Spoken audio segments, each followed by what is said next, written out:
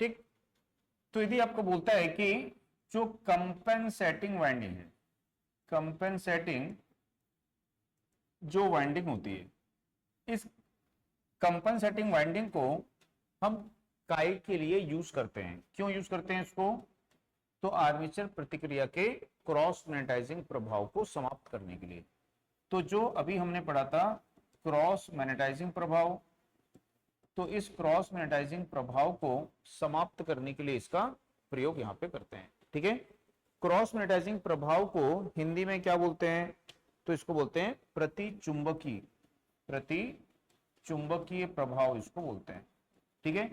और compensating winding को हिंदी में क्या बोलते हैं? प्रतिकारी वाइंडिंग इसको बोलते हैं। ठीक है। कंपनसेटिंग वाइंडिंग का हिंदी नाम क्या होता है? प्रतिकारी वाइंडिंग इसको यहां पे बोलते हैं। तो कंपनसेटिंग वाइंडिंग का या प्रतिकारी वाइंडिंग का प्रयोग हम काय के लिए करते हैं? तो क्रॉस मैग्नेटाइजिंग प्रभाव को पूर्ण रूप से समाप्त करने के लिए। दूसरा, ये जो है हम केवल बड़ी डीसी मशीन में प्रयोग करते हैं, जैसे रोलिंग मिल मोटर होती है, टर्बो जनरेटर होता है। या बोलेगा कि कंपनसेटिंग वाइंडिंग का प्रयोग हम काय के लिए करते हैं? स्पार्किंग को कम करने के लिए, है ना। तो यदि बोलेगा कि स्पार्किंग को कम करने के लिए कौन सी वाइंडिंग का प्रयोग करते हैं? तो कंपनसेटिंग वाइंडिंग का प्रयोग करते हैं। यदि बोलेगा कि ये वाइंडिंग को हम रखते कहां पे हैं? तो इस वाइंडिंग को हम कहां पे रखते हैं? पोल शू में। तो इस प्रकार से ये पोल शू होते हैं, इन पोल शू में रखते हैं, यहां कंपनसेटिंग वाइंडिंग को रखते हैं। ठीक है। दोनों पोल में जितने भी पोल होंगे सभी में रखी जाएगी। ठीक है। तो जितने पोल होंगे सभी के पोल शू में इसको रखा जाता है। तो कंपनसेटिंग वाइंडिंग को हम यहाँ पे पोल शू में रखते हैं। और आर्मेचर के साथ में कैसे जुड़ी होती है? ये श्रेणी क्रम में जुड़ी होती है। तो ये आपको याद रखना है। दूसरा, कम्यूटेशन क्या होता है? तो कम्यूटेशन, कम्यूटेशन का क्या मतलब होता है? तो ये बोलेगा कि आर्मेचर में जो एसी है उसको हम किस में बदल रहे हैं? डीसी में बदलने की प्रक्रिया क्या कहलाती है? आर्मेचर में उत्पन्न एसी को डीसी में बदलने की प्रक्रिया क्या कहलाती है? तो उस प्रक्रिया को ही क्या बोलते हैं? कम्यूटेशन बोलते हैं। और जो ये कार्य करता है उसको क्या बोलते हैं? हम कम्यूटेटर बोलते हैं। आई बात में। तो यहां पे जब हम एसी को डीसी में बदलते हैं तो उस समय जो हमारे कार्बन ब्रश होते हैं उन कार्बन ब्रश पर स्पार्किंग उत्पन्न होना नहीं चाहिए। यदि स्पार्किंग उत्पन्न होगी तो कम्यूटेटर को खराब करेगी, वो कार्बन ब्रश को खराब करेगी। तो स्पार्किंग उत्पन्न होनी नहीं चाहिए। ठीक है। तो यदि स्पार्किंग उत्पन्न होती है तो हम क्या बोलेंगे कि हमारा जो कम्यूटेशन है ये कम्यूटेशन क्या हो गया है? खराब हो गया। ठीक है। तो कार्बन कम्यूटेटर क्या करेगा? एसी को डीसी में परिवर्तित करेगा। तो इस प्रक्रिया को क्या बोलेंगे? कम्यूटेशन। और जब हम कम्यूटेशन कर रहे हैं यानी कि एसी को डीसी में परिवर्तित कर रहे हैं तो उस समय कार्बन ब्रश जो है उन पे स्पार्किंग होनी नहीं चाहिए। यदि स्पार्किंग हो रही है तो हम क्या बोलेंगे कि कम्यूटेशन जो है वो खराब हो गया। ठीक है। तो यदि कम्यूटेशन खराब हो गया है तो उसको क्या करना पड़ेगा? फिर सुधारना भी पड़ेगा, यानी कि कार्बन ब्रश पे जो स्पार्किंग है उसको आपको कम करना पड़ेगा। तो उसको कैसे कम करेंगे? ठीक है। तो कार्बन ब्रश पे स्पार्किंग को कम करने यानी कि कम्यूटेशन को सुधारने की विधि होती है, को सुधारने की विधि होती है। तो दो विधि होती है, एक होती है प्रतिरोध यानी रेजिस्टेंस कम्यूटेशन विधि, और दूसरी होती है विद्युत वाहक बल, विद्युत वाहक बल यानी कि ईएमएफ मेथड इसको बोलते हैं। ठीक। तो ये दो विधि होती हैं जिनके द्वारा हम क्या करते हैं? कम्यूटेशन को सुधार देते हैं। ठीक। तो यहां पे जो हम यूज करते हैं प्रतिरोध कम्यूटेशन में, हम क्या करते हैं? जो निम्न प्रतिरोध के पहले कॉपर ब्रश प्रयोग में लाए जाते थे उनको हटा देते हैं और उनके स्थान पर क्या करते हैं? उच्च प्रतिरोध के कार्बन ब्रश का प्रयोग करते हैं। ठीक है। तो ये हम किस में करते हैं? प्रतिरोध कम्यूटेशन में करते हैं। ठीक है। तो प्रतिरोध कम्यूटेशन में क्या करेंगे? निम्न प्रतिरोध के कॉपर ब्रश के स्थान पर उच्च प्रतिरोध के कार्बन ब्रश का प्रयोग करेंगे। तो इससे जो है स्पार्किंग थोड़ी कम हो जाती है। ठीक है। तो कार्बन ब्रश प्रयोग करने का मुख्य कारण क्या होता है? यहाँ पे तो कार्बन ब्रश मुख्य यूज करने का मुख्य कारण होता है उसमें स्व स्नेहक गुण। तो कार्बन ब्रश में क्या होता है, स्व स्नेहक गुण होता है। स्व स्नेहक गुण यानी कि सेल्फ लुब्रिकेटिंग प्रॉपर्टी होती है। तो कार्बन ब्रश में कौन सा गुण होता है, स्व स्नेहक गुण, यानी क्या होता है, सेल्फ लुब्रिकेटिंग प्रॉपर्टी होती है। तो ये गुण किसमें होता है, कार्बन ब्रश में होता है। तो इस गुण के कारण क्या होता है, तो इस गुण के कारण जो कार्बन ब्रश होता है वो कम्यूटेटर की जो सतह है उसको चिकना कर देता है, पॉलिश कर देता है, स्मूथ कर देता है। ठीक है, समझ में आई बात। तो इसलिए हम कार्बन ब्रश का यूज किसमें करते हैं, डीसी मशीन में करते हैं। तो ईएमएफ कम्यूटेशन जो होता है इसमें हम क्या करते हैं, तो इसमें इंटरपोल बोलेगा, इंटरपोल या बोलेगा कम पोल। तो इंटरपोल या कम पोल जो होता है इसका प्रयोग हम काय के लिए करते हैं। तो यदि हम देखेंगे कि इंटरपोल या कम पोल होते क्या हैं, तो जैसे ये बड़े बड़े आकार के पोल हैं ये, तो ये मुख्य पोल है, मेन पोल है, यानी मुख्य ध्रुव है। तो मुख्य पोल यानी मुख्य ध्रुव है ये, एन एस एन एस। तो एक एन के बाद क्या आता है, एक एस आता है। तो ये मुख्य ध्रुव है। तो इन मुख्य ध्रुव के बीच में यहाँ पे छोटे साइज के दूसरे ध्रुव लगाते हैं और इनको क्या बोलते हैं, इंटरपोल बोलते हैं, या इन्हीं को कम पोल भी बोलते हैं। तो इंटरपोल जो है साइज में मेन पोल से कैसे होते हैं, छोटे, कहाँ पे लगाए जाते हैं, योग पर। और इन पर हम क्या करते हैं, मोटे कॉपर वायर की वाइंडिंग के थोड़े से टर्न्स लगाते हैं, ज्यादा टर्न्स नहीं लगाते हैं। और वो जो इंटरपोल वाइंडिंग होती है उसको आर्मेचर के साथ में हम कैसे जोड़ देते हैं, श्रेणी क्रम। तो इंटरपोल वाइंडिंग जो है आर्मेचर के साथ में कैसे जुड़ी होती है, श्रेणी क्रम में जुड़ी होती है। ठीक है, अब इंटरपोल की ध्रुवता कैसी होती है, तो जिस दिशा में आर्मेचर घूम रहा है तो इंटरपोल की ध्रुवता सामने वाले मेन पोल के समान होती है। ठीक है, तो इंटरपोल की ध्रुवता कैसी होती है, तो आर्मेचर के घूमने की दिशा में सामने वाले मेन पोल के समान होती है। तो इंटरपोल का प्रयोग हम काय के लिए करते हैं, कम्यूटेशन को सुधारने के लिए करते हैं। तो यदि पूछेगा इंटरपोल का प्रयोग काय के लिए करते हैं, कम्यूटेशन को सुधारने के लिए। इंटरपोल वाइंडिंग आर्मेचर के साथ कैसे जुड़ी होती है, तो इंटरपोल वाइंडिंग आर्मेचर के साथ में श्रेणी क्रम में जुड़ी होती है। तो ये सब चीजें आपको यहाँ पे याद रखनी है। समझ में आया। अब इसके बाद में देखते हैं यहाँ पे कि इंटरपोल जो है ये कंपटीशन को भी सुधारते हैं और दूसरा एक काम और करते हैं कि जो क्रॉस मैग्नेटाइजिंग प्रभाव होता है उसको भी पूर्ण रूप से समाप्त कर देते हैं। दो कार्य करते हैं। अब इसके बाद में यहां पे देखते हैं कि आपका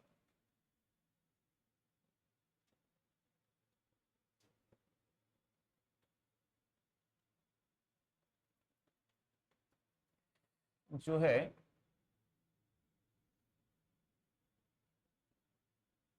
जो हमारी डीसी जनरेटर होते हैं, डीसी जनरेटर में एक होता है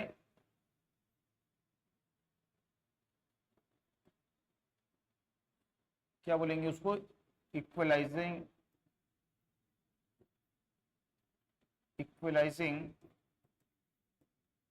रिंग उसको बोलते हैं। हिंदी में क्या बोलेंगे, इक्वलाइजिंग को समतुल्य समतुल्य रिंग इसको बोलेंगे।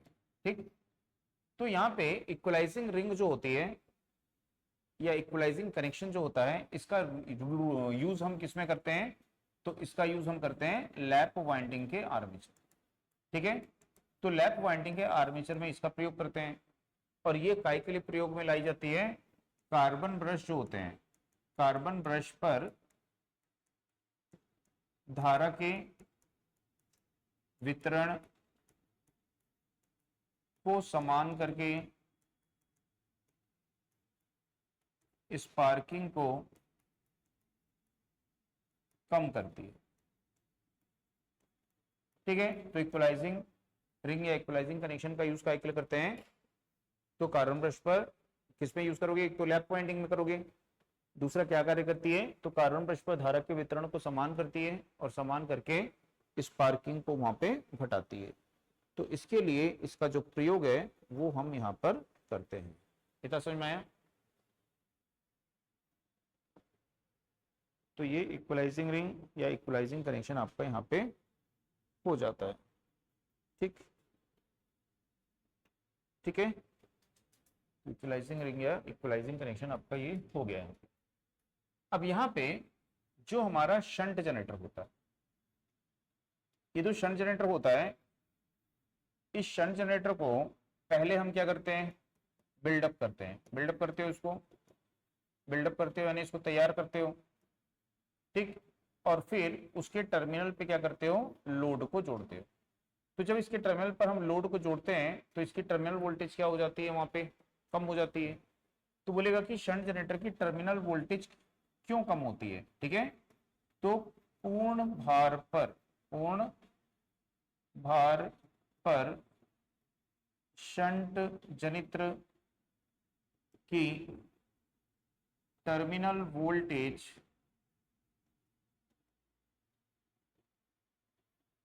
क्यों कम होती है, ठीक है। तो इसका कारण होता है आर्मेचर प्रतिक्रिया का अचुंबकित प्रभाव, यानी कि डीमैग्नेटाइजिंग प्रभाव, आर्मेचर प्रतिरोध ड्रॉप,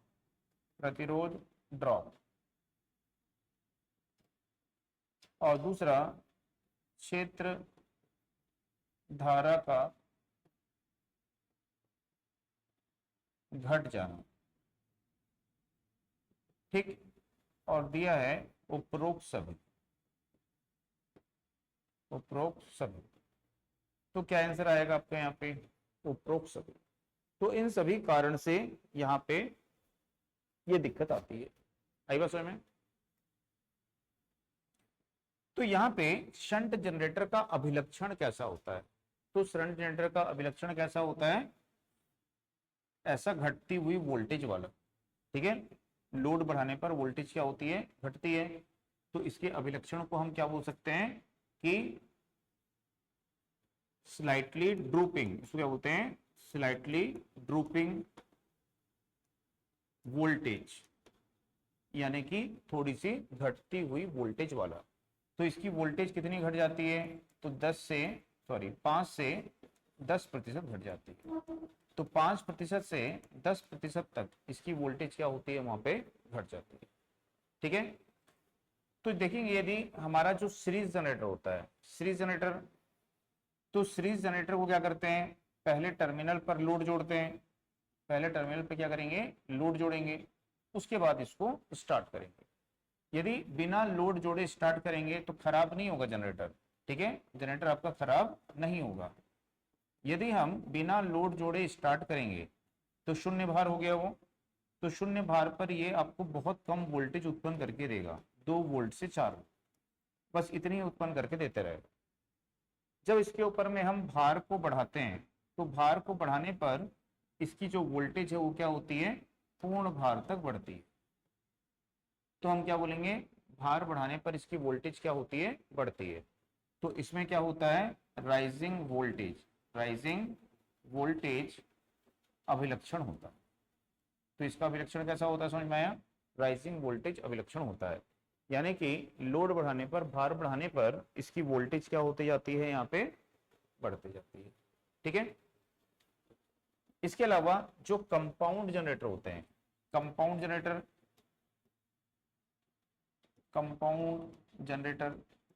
तो कंपाउंड जनरेटर में क्या कर सकते हैं हम कि कंपाउंड जनरेटर में शंट वाइंडिंग भी होती है और सीरीज वाइंडिंग भी होती है।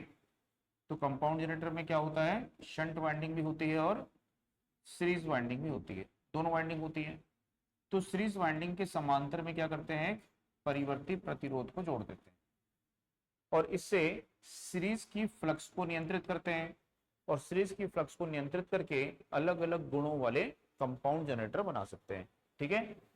तो यदि हम देखेंगे कि जो कंपाउंड जनरेटर है उसमें ये शून्य भार है, ये भार को दर्शा रही है, यहाँ पे पूर्ण भार है, ठीक। और ये वोल्टेज को दर्शा रहा है। यहाँ पे शून्य भार वोल्टेज है। यदि भार बढ़ाने पर वोल्टेज बढ़ रही है तो इसको क्या बोलोगे? Over compound. Over compound generator इसको बोलोगे। तो ओवर कंपाउंड जनरेटर में पूर्ण भार पर वोल्टेज का मान क्या होता है?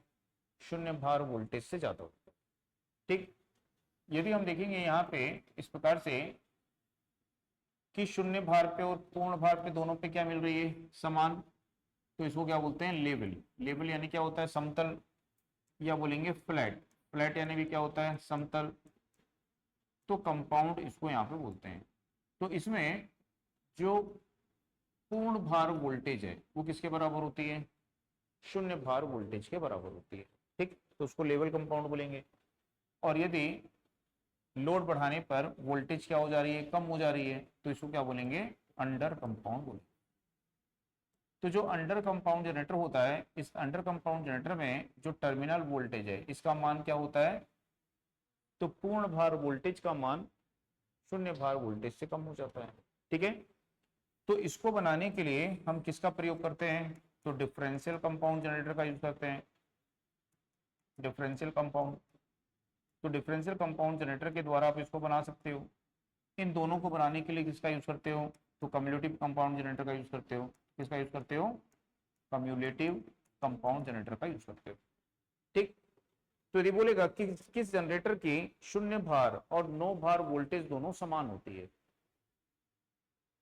किस जनरेटर की शून्य भार नो भार वोल्टेज दोनों बराबर होती है? ठीक है, तो शून्य भार और पूर्ण भार वोल्टेज किसकी बराबर होती है? लेवल या फ्लैट की।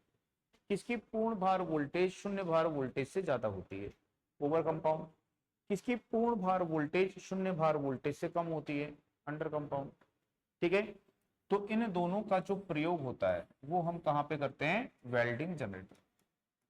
तो वेल्डिंग जनित्र जो होते हैं, वेल्डिंग जनरेटर जो होते हैं, वेल्डिंग करने के लिए जिन जनरेटर का प्रयोग किया जाता है उसमें हम किसका करते हैं? अंडर कंपाउंड और डिफरेंशियल कंपाउंड का प्रयोग करते हैं। ठीक है, प्रकाश व्यवस्था के लिए, प्रकाश व्यवस्था के लिए हमको क्या चाहिए? प्रकाश, यदि कोई है बल्ब है तो उसको हम क्या चाहिए? स्थिर वोल्टेज देनी पड़ती है। तो बल्ब को स्थिर वोल्टेज देने के लिए किसका प्रयोग करोगे? लेवल या फ्लैट कंपाउंड। जो लंबी दूरी की लाइन है, लंबी दूरी की लाइन में हम किसका यूज करेंगे? ओवर कंपाउंड जनरेटर का यूज करेंगे।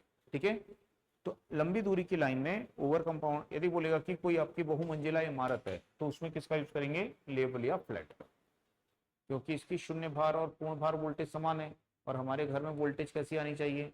समान आनी चाहिए। ठीक है, तो वहां पे हम किसका यूज करेंगे? लेवल या फ्लैट कंपाउंड जनरेटर का यूज करेंगे। ठीक, तो इसके बाद में यदि आपको बोलता है कि भाई वोल्टेज नियमन, वोल्टेज नियमन का मतलब होता है वोल्टेज रेगुलेशन, क्या होता है? तो वोल्टेज नियमन या वोल्टेज रेगुलेशन का क्या मतलब होता है? तो यदि आपको बोला जाता है कि वोल्टेज नियमन या वोल्टेज रेगुलेशन का क्या मतलब होता है? ठीक है, तो यहाँ पे इसको हम दो शो करते हैं, V यानी वोल्टेज, REG यानी रेगुलेशन। तो ये शून्य भार वोल्टेज है और ये पूर्ण भार वोल्टेज है, बटा पूर्ण भार वोल्टेज है। ठीक है, तो 100 से गुणा करेंगे तो प्रतिशत बन जाएगा।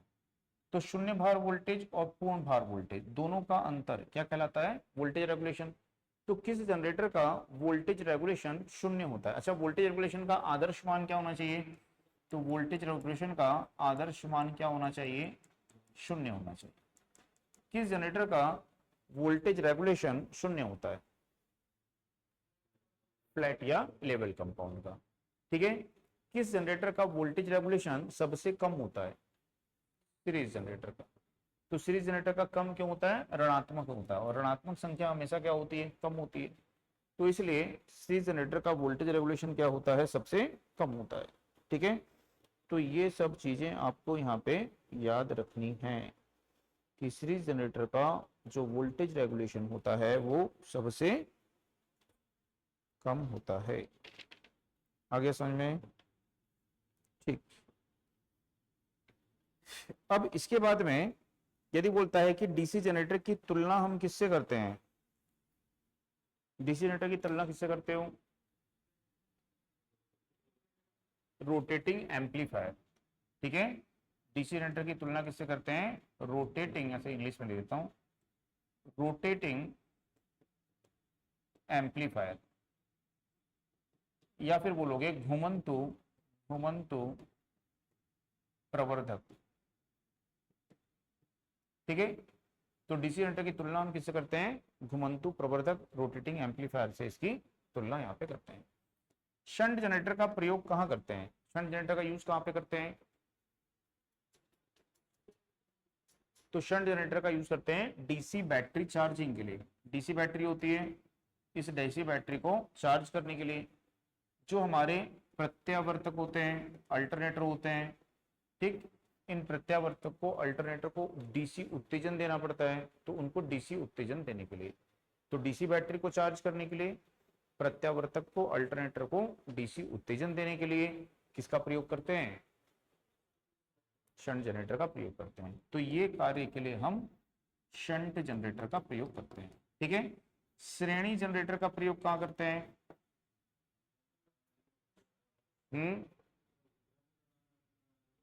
वितरण प्रणाली में वोल्टेज को बढ़ाने के लिए, बूस्टर के रूप में, इसको क्या बोलते हैं?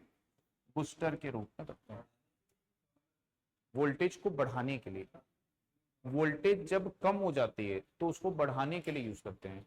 ठीक है, वोल्टेज जब कम हो जाती है तो वोल्टेज को क्या करता है? ये बढ़ाता है। जैसे क्या होता है कि मान लो ये हमारा सब स्टेशन है, ठीक, बात समझ में आ रही है? ये क्या है? सब स्टेशन है। इस सब स्टेशन से क्या जा रही है? ऐसे लाइन जा रही है, तो इस लाइन को हम क्या बोल दिए? मान लो फीडर। यहां से हम भेज रहे हैं 400 वोल्ट। ठीक है, अब इस लाइन में प्रतिरोध होता है, तो उस प्रतिरोध के कारण क्या होगी? वोल्टेज ड्रॉप हो गई। मान लो यहाँ पे 20 वोल्ट ड्रॉप हो गई, तो यहाँ पे कितनी वोल्ट मिलेगी? तो ऐसा होना नहीं चाहिए, वहां पे कितनी मिलनी चाहिए? 400। तो अब हम क्या करेंगे? इसके बीच में यहाँ पे श्रेणी जनरेटर को लगा देंगे। तो ये कौन सा जनरेटर हो गया? श्रेणी जनरेटर। अब ये जनरेटर क्या करेगा? 20 वोल्ट उत्पन्न करेगा, तो ये 20 वोल्ट इसके साथ जुड़ जाएगी, तो कितनी मिल जाएगी वहां पे?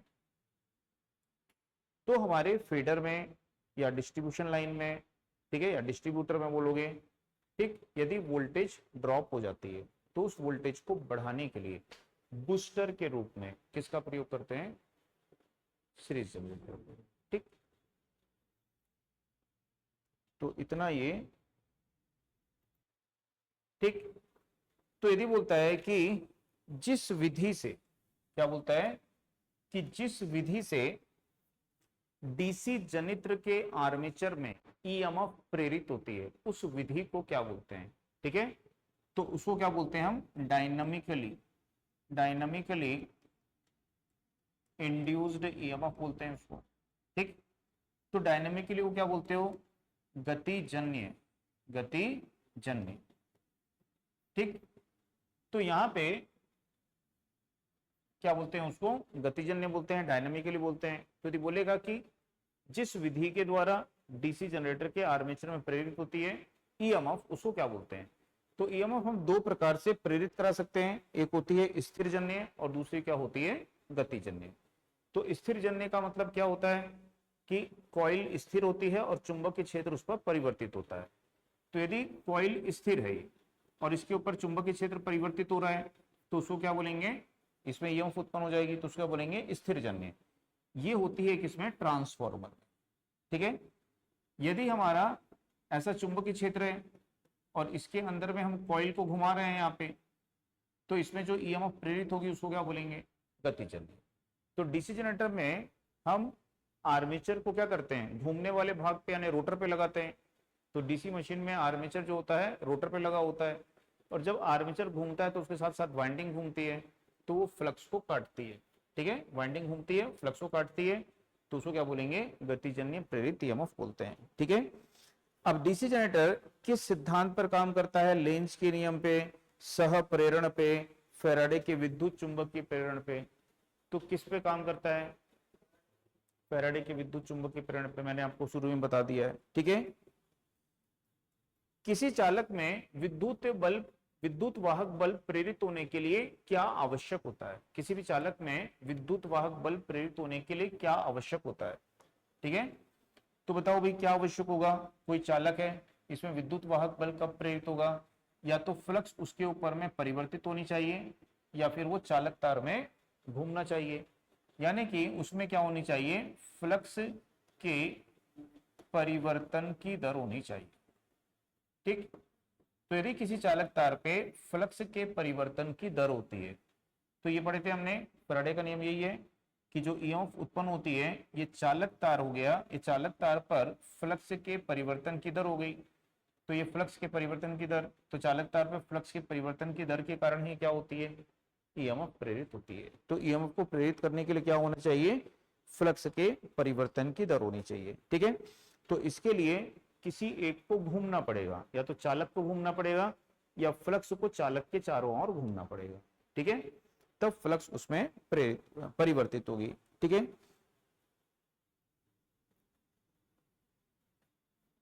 यदि आर्मेचर जो है, यदि आर्मेचर जो है, आर्मेचर कॉइल को स्प्लिट रिंग से जोड़ दें, तो वो हमको क्या उत्पन्न करके देगी। आर्मेचर कॉइल को स्प्लिट रिंग, स्प्लिट रिंग किसको बोलते हैं कि जैसे मान लो एक स्लिप रिंग है ये, और इस स्लिप रिंग को बीच से दो टुकड़ों में विभाजित कर दिए, और ये दो टुकड़े हो गए, और इन दोनों टुकड़ों के बीच में क्या लगा दिए, अभ्रक लगा दिए, माइका लगा दिए, तो इसके ये दो भाग हो गए। तो इस टूटी हुई रिंग को हम क्या बोलते हैं, स्प्लिट रिंग। तो इस स्प्लिट रिंग को यदि हम आर्मेचर वाइंडिंग के साथ में ऐसा जोड़ दें, ऐसा जोड़ दें, ठीक, तो ये स्प्लिट रिंग से आपको क्या मिलेगा, आउटपुट में डीसी मिलेगी। स्प्लिट रिंग का ही बड़ा रूप क्या कहलाता है, कम्यूटेटर कहलाता है। ठीक है ना, तो स्प्लिट रिंग हम समझने के लिए प्रयोग में लाते हैं। किसके लिए यूज लाते हैं, समझने के लिए। सीधा आर्मेचर लगा देंगे तो समझ में नहीं आएगा कैसे वो परिवर्तित होता है। तो किस तरह से आर्मेचर में प्रेरित जो एसी है उसको बाहरी परिपथ में डीसी में परिवर्तित करते हैं, तो इसको समझने के लिए स्प्लिट रिंग का प्रयोग करते हैं। आई बात समझ में। तो यहां पे किस प्रकार की आउटपुट आपको मिलेगी, तो अल्टरनेटिंग धारा मिलेगी, ठीक है, ऑसिलेटिंग धारा मिलेगी, पल्सेटिंग धारा मिलेगी, या फिर डिस्ट धारा मिलेगी। तो कौन सी धारा आपको मिलेगी यहां पे बताओ भाई। ठीक है, अल्टरनेटिंग धारा मिलेगी, पल्सेटिंग धारा मिलेगी, कौन सी धारा मिलेगी। यदि आर्मेचर को स्लिप रिंग से जोड़ दिया जाए तो आउटपुट कैसा होगा, स्लिप रिंग से जोड़ना है, स्प्लिट रिंग से नहीं। किससे जोड़ना है, स्लिप रिंग। एक तो स्प्लिट रिंग है, यदि स्प्लिट रिंग से जोड़ेंगे तो आउटपुट में क्या मिलेगा आपको, डीसी मिलेगा। यदि आर्मेचर को बोलेगा स्प्लिट रिंग से जोड़ दें की जगह स्लिप रिंग से जोड़ दें, तो आर्मेचर को किससे जोड़ेंगे, स्लिप रिंग, स्लिप रिंग से जोड़ देंगे, तो आउटपुट कैसा मिलेगा, एसी मिलेगा। स्लिप रिंग पढ़े नहीं, सबसे शुरू में तो हम वही पढ़ते हैं कि डीसी जनरेटर का जो सिद्धांत पढ़े थे। डीसी जनरेटर के सिद्धांत में क्या पढ़े थे कि भाई ये आर्मेचर की कॉइल होती है, ऐसे ये शाफ्ट होता है, शाफ्ट पे क्या लगाए थे, दो, क्या बोलते हैं इसको, स्लिप रिंग बोले थे ना। और मैंने बताया था स्लिप रिंग हम डीसी जनरेटर में यूज नहीं करते हैं, सिर्फ इसके कार्य के सिद्धांत को पढ़ने के लिए ही हम यूज करते हैं। तो यदि हम स्लिप रिंग लगा देंगे, ये दो स्लिप रिंग लगा दिए, तो इसको यूज करोगे तो आउटपुट में क्या मिलेगा, दोनों दिशाओं में प्रवाहित होने वाली धारा मिलेगी। तो ये बताता है, इससे हमको क्या पता चलता है कि आर्मेचर में एसी उत्पन्न होती है। तो उसको पता करने के लिए ही हम किसका प्रयोग करते हैं, स्लिप रिंग का प्रयोग करते हैं। ठीक है, तो ये बोलता है डीसी आर्मेचर में हम क्या लगा देते हैं, स्लिप रिंग। तो किस प्रकार की ईएमएफ आपको मिलेगी वहां पे, बोलो जल्दी।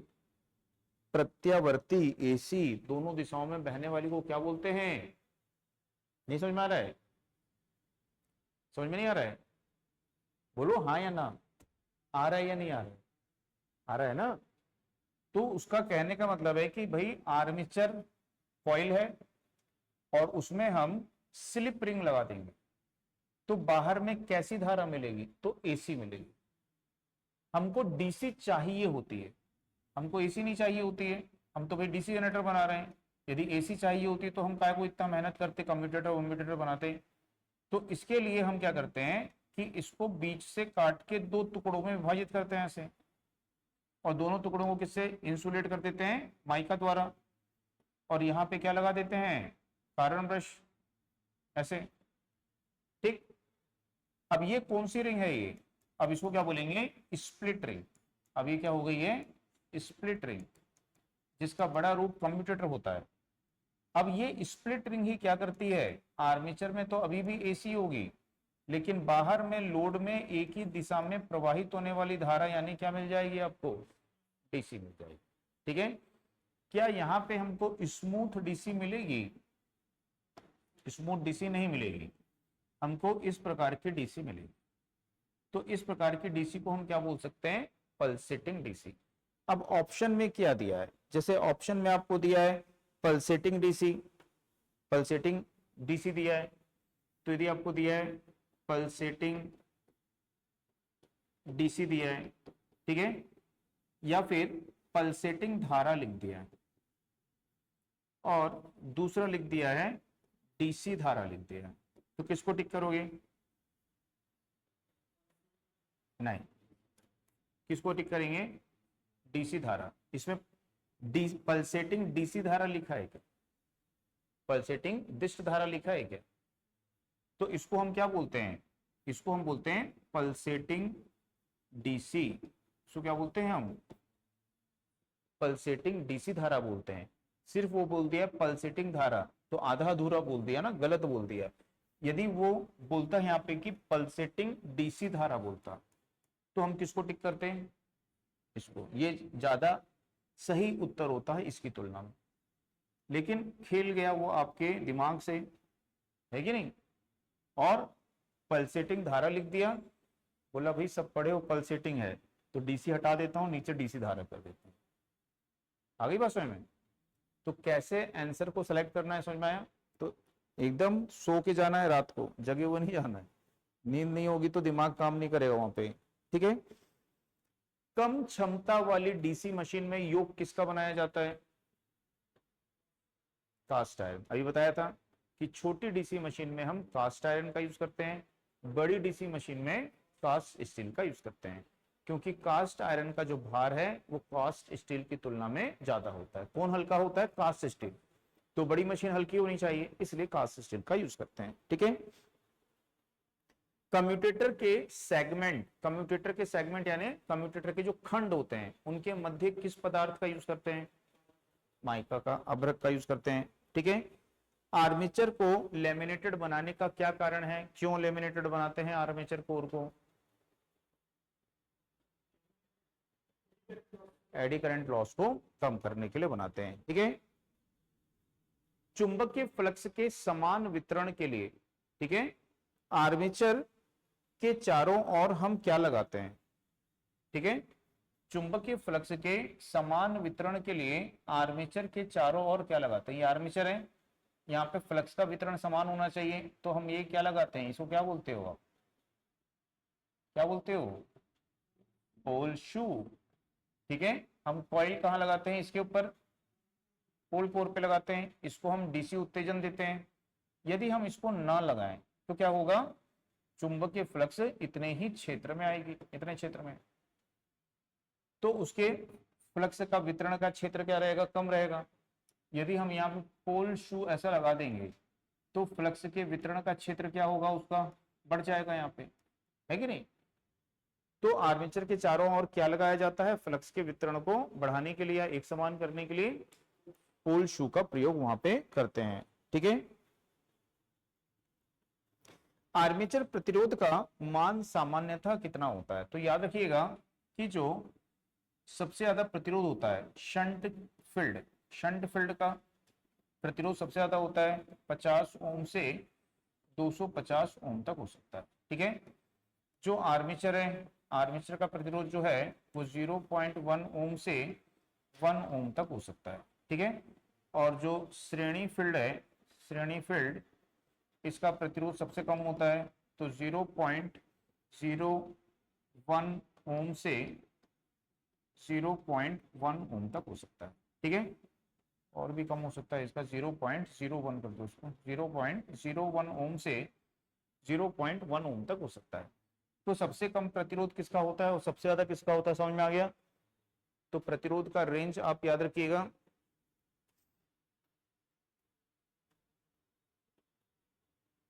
ठीक है। चार पोल लैप वाइंडिंग में समांतर पथ की संख्या कितनी होगी, चार पोल लैप वाइंडिंग जनित्र में 4 होगी। ठीक है, यदि बोलेगा चार पोल डुप्लेक्स वेव वाइंडिंग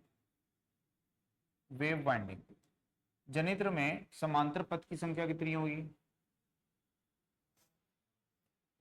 तो इसमें कितनी होती है समांतर पथ की संख्या 2m। दो, डुप्लेक्स का मतलब क्या हो गया, दो, कितनी हो जाएगी, 4। ठीक है, यदि बोलता चार पोल डुप्लेक्स लैप है, तो लैप होता तो कितना हो जाता, a इज इक्वल टू 4। तो यदि यही लैप के लिए बोलता तो कितने होते, 8। ठीक है, दो होते हैं, किसके लिए, सिंप्लेक्स के लिए। यदि मल्टीप्लेक्स है, डुप्लेक्स यानी मल्टीप्लेक्स हो गया, तो मल्टीप्लेक्स होता है तो कितना होता है, 2m। समझ में आया, नहीं समझ में आया।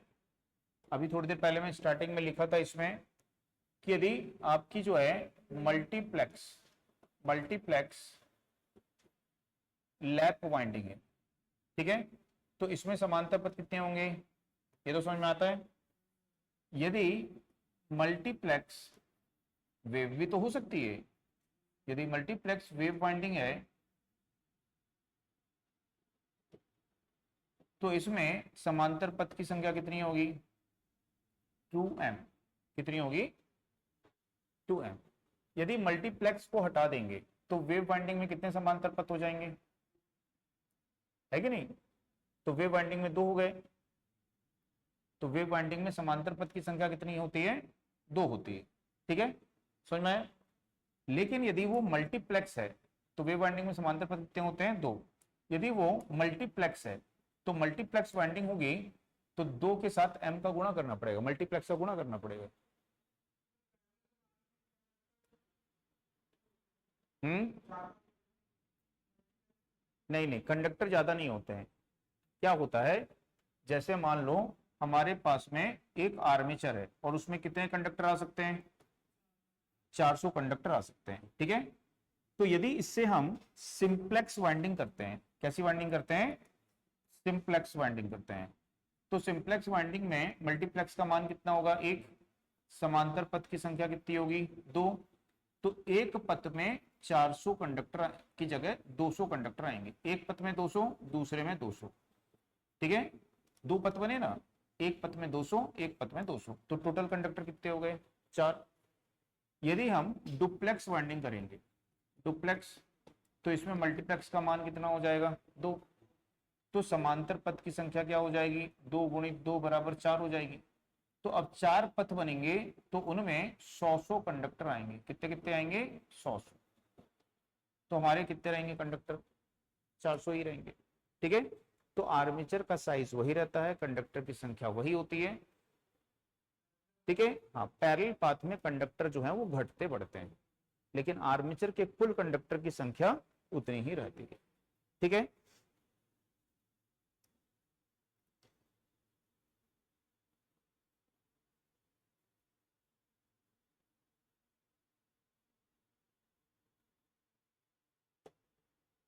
तो समझ में,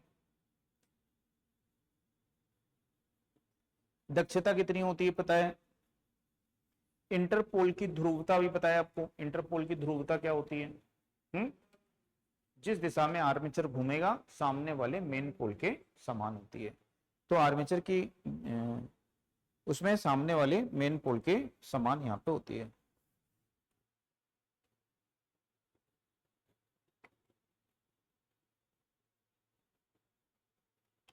ठीक है।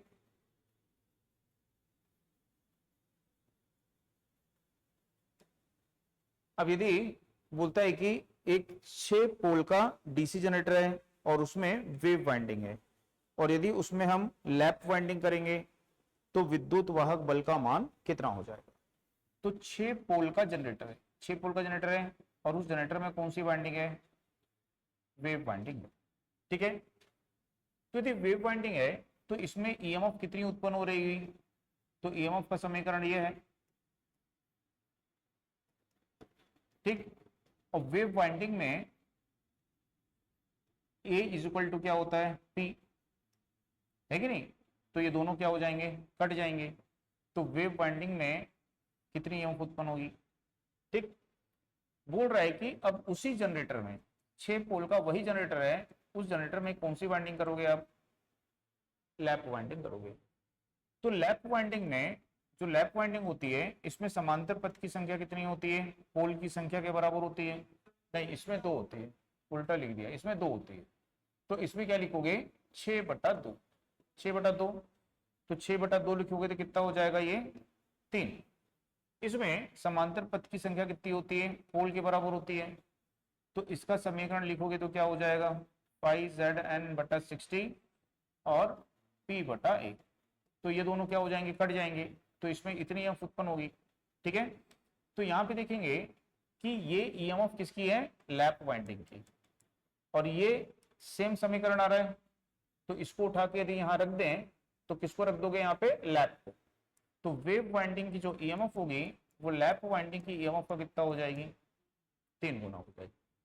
तो यदि 6 पोल के लिए हम क्या करते हैं, एक जनरेटर है 6 पोल का, उसमें हमने वेव वाइंडिंग की, फिर वेव वाइंडिंग के स्थान पर उसमें ही क्या करेंगे, लैप वाइंडिंग करेंगे, बाकी सब चीजें सेम रखेंगे। तो उस समय वेव वाइंडिंग में उत्पन्न प्रेरित ईएमएफ का मान लैप वाइंडिंग की तुलना में क्या हो जाएगा, 3 गुना बढ़ जाएगा। ठीक है।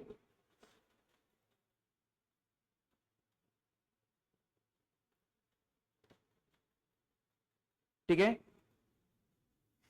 इंटरपोल या कम पोल को क्या बोलते हैं हिंदी में, अंतः ध्रुव, अंतः ध्रुव बोलते हैं। तो अंतः ध्रुव का प्रयोग हम काय के लिए करते हैं, चिंगारी को घटाने के लिए, चिंगारी यानी स्पार्किंग को कम करने के लिए, यानी कि कम्यूटेशन को सुधारने के लिए उसका प्रयोग यहाँ पे करते हैं। ठीक है। यदि हम डीसी जनित्र के घूर्णन की दिशा को परिवर्तित कर देंगे, उल्टा कर देंगे, ठीक है, तो फिर क्या होगा। यदि आपका कोई मान लो शंट जनरेटर है, शंट जनरेटर है या सीरीज जनरेटर है या कंपाउंड जनरेटर है, मतलब सेल्फ एक्साइटेड जनरेटर है। अब इसमें आर्मेचर इस दिशा में घूम रहा है, ठीक है। तो आपको यहाँ पे क्या मिल रहा है, प्लस माइनस वोल्टेज मिल रही है, बराबर। उस समय यहां से करंट आएगी और किस में जाएगी, शंट में जाएगी, ठीक। और इस शंट में क्या होता है, अवशिष्ट चुंबकत्व होता है पोल में। यदि हम इसके घूमने की दिशा को उल्टा कर देंगे तो अब ये वाला सिरा धनात्मक हो जाएगा और ये क्या होगा, तो इसमें उल्टी दिशा में धारा जाएगी ना, इसके अवशिष्ट चुंबकत्व को क्या कर देगी, वो समाप्त कर देगी। तो फिर जनरेटर फिर आपका बिल्डअप नहीं हो पाएगा। कितनी वोल्टेज उत्पन्न करेगा, 0 वोल्ट उत्पन्न करेगा। तो यदि बोलता है कि सेल्फ एक्साइटेड जनरेटर है, कौन सा जनरेटर है, सेल्फ एक्साइटेड जनरेटर, स्व उत्तेजित जनरेटर है। तो उस जनरेटर में यदि आर्मेचर को घूमने की दिशा को उल्टा कर देंगे तो कितनी ईएमएफ मिलेगी आपको, 0 वोल्ट मिलेगी। लेकिन सेपरेटली एक्साइटेड जो है, बाह्य उत्तेजित जो है, ठीक है, उसमें कोई प्रॉब्लम नहीं है। आर्मेचर को किसी दिशा में घुमाओ, हाँ, उसमें आर्मेचर के घूमने की दिशा को उल्टा करोगे तो क्या होगा, टर्मिनल वोल्टेज की जो ध्रुवता है वो उल्टी हो जाएगी। अगली बात समझ में, लेकिन वोल्टेज उत्पन्न करके ही वो आपको देगा, ठीक। तो इस तरह से ये क्वेश्चन यहाँ पे है। तो समझ में आया। तो बाकी अब नेक्स्ट क्लास में देखते हैं आगे, कल देखते हैं, कल मोटर देखेंगे, मोटर कल कंप्लीट कर देंगे आप जनरेटर।